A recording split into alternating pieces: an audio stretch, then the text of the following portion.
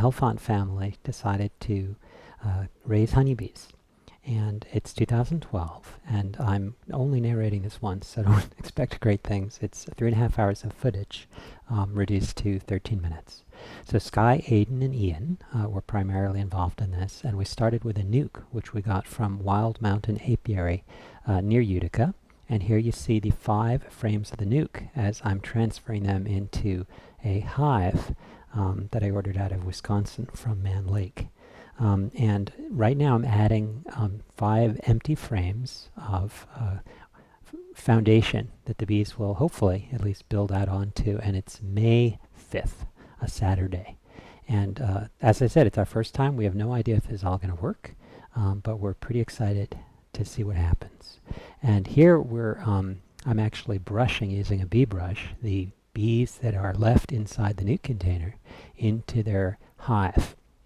And for now, we're only putting one level of the hive on so the bees can build things out. And now I'm adding a container that will hold sugar water. And now the inner cover that sort of protects everything. And then we'll add the outer cover.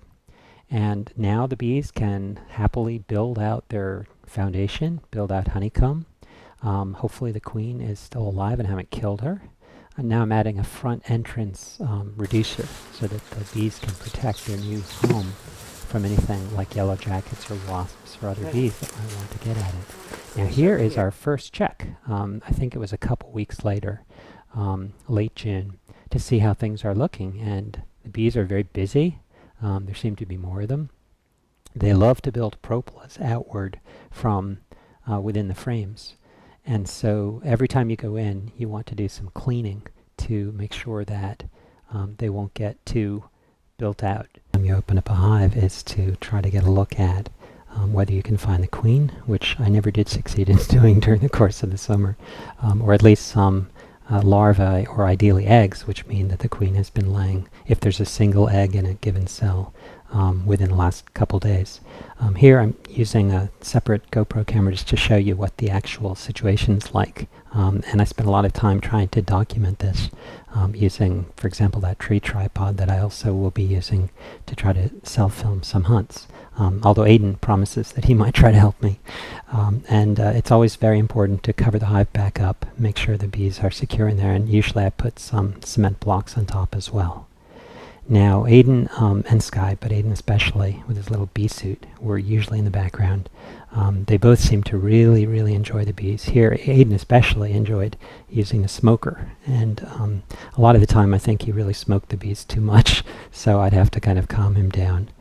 Here is just another example of looking inside that first deep, and here the bees have drawn out some honey on the new comb from Mann Lake, which is incredibly exciting for us, and boded well for what would happen. You can see how there's the sort of flatter right cell foundation, and then they build out. Now you'll notice in the upper third of the frame, I'm almost wondering if new queens were produced. Those look, to my limited understanding, a lot like queen cells that have emerged look like. And so perhaps someone who sees this online and knows a lot more than I do about bees can let me know what they think.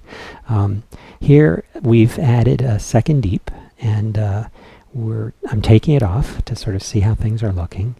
And the bees, as usual, are creating a lot of extra propolis and honey in the sort of interstitial spaces, if that's the right word. And so every time you go in, as I said before, you really have to clear that off. Otherwise, apparently, they will glue the whole structure together so securely that you may never be able to pry it apart.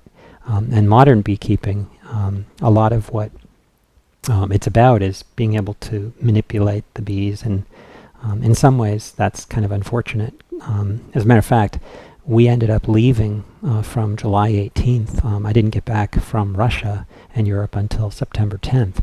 And so the bees were on their own for 2 months. I wasn't even sure whether they'd still be alive, but they were.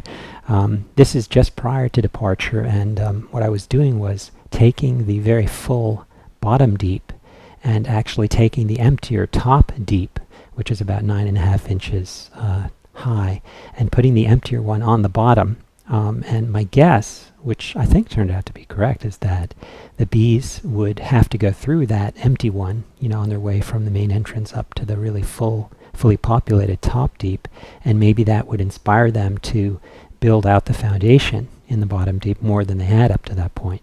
And apparently that turned out to work.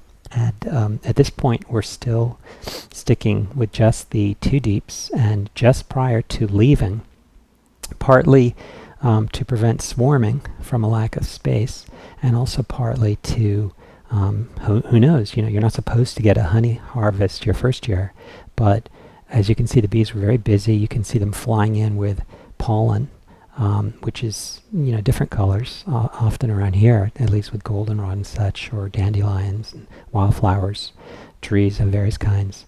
It's orange or yellow, and things were looking good. So just before we left for Europe for a family vacation, I put on 2 supers and was really curious. As a matter of fact, here they are.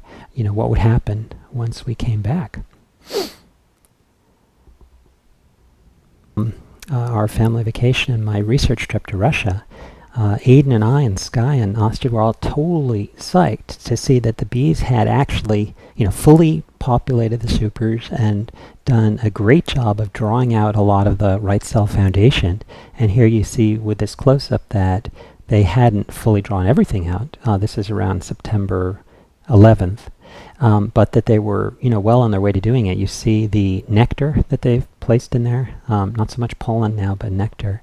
And once those cells are capped with the sort of blonde white capping, that means that the honey's curing in there. Here's the top of the, what was originally the bottom deep, it's now the top deep, and I was pretty disconcerted to see these larvae. In my ignorance, I was thinking, is that like, a queen larva? Because it seemed so big. In retrospect, I think it was probably either a drone or maybe just a normal bee. So here we've put that unpainted piece of wood just below the 2 supers is a bee escape, and it's considered to be a relatively civilized or sort of non-bothersome way of getting the bees cleared out of the supers. So I had put that on a couple days before taking the supers off to see what we could harvest, and it has a kind of maze-like triangular structure on the bottom of it, so the bees crawl down through a little hole in the middle, and then they get kind of stuck below it, and that's a way of clearing out the majority of bees from up in the supers. And there you see actually the bottom of the escape with the triangle in there.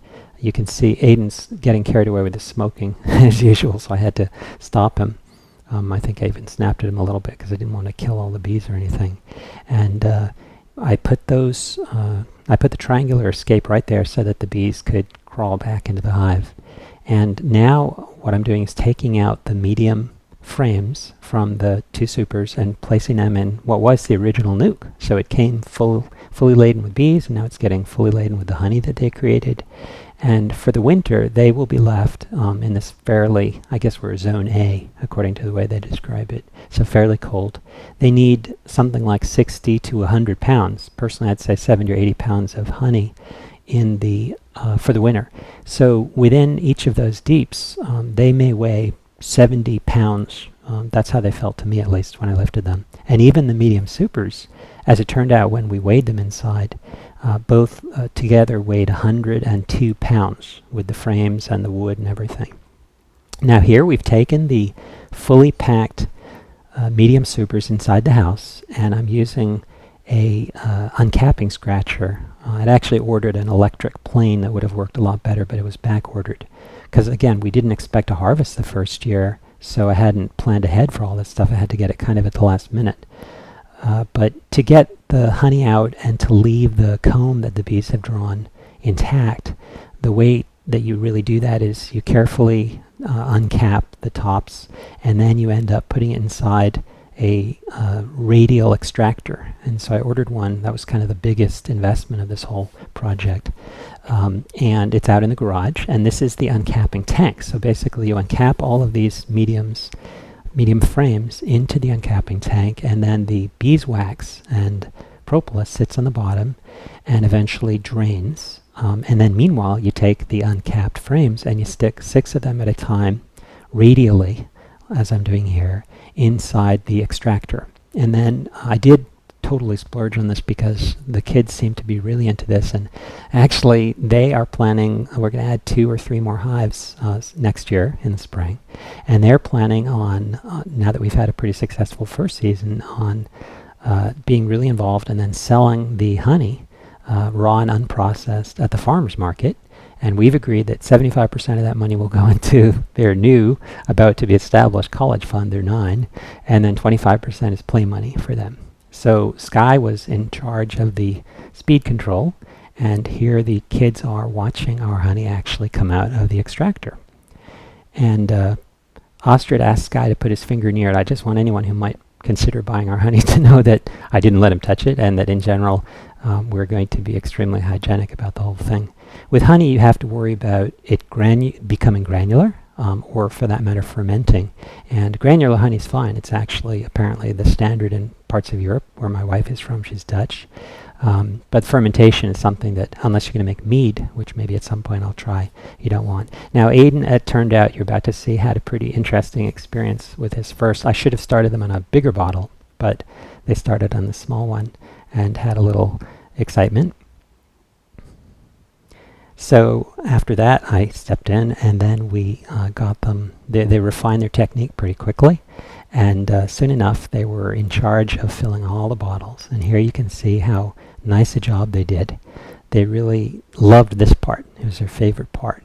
And the honey had been sitting in that 5-gallon tank for about 3 days up in Sky's room, which I put a dehumidifier in and also turned the heat up to about 85. So it was nice and flowable, if I know that's not a word. Well, me and Sky and my dad, we bought honeybees this year, and yesterday we took the honey out. We took the honey out and we put it in this big bucket. When we were done with it, and after that we filled all these cups with honey, and we had to clean them first, and then we put the lids on them, and my dad put them all in a row, and this is what they look like. And we also got candle wax. That's right, we got beeswax. So how much honey? Do you guys remember how much honey we got in the end? I think 55. 54 pounds, that's right. And here it is. We are extremely psyched. And Sky and Aiden were amazing at helping to put it in the bottles. So this was a great first year for us.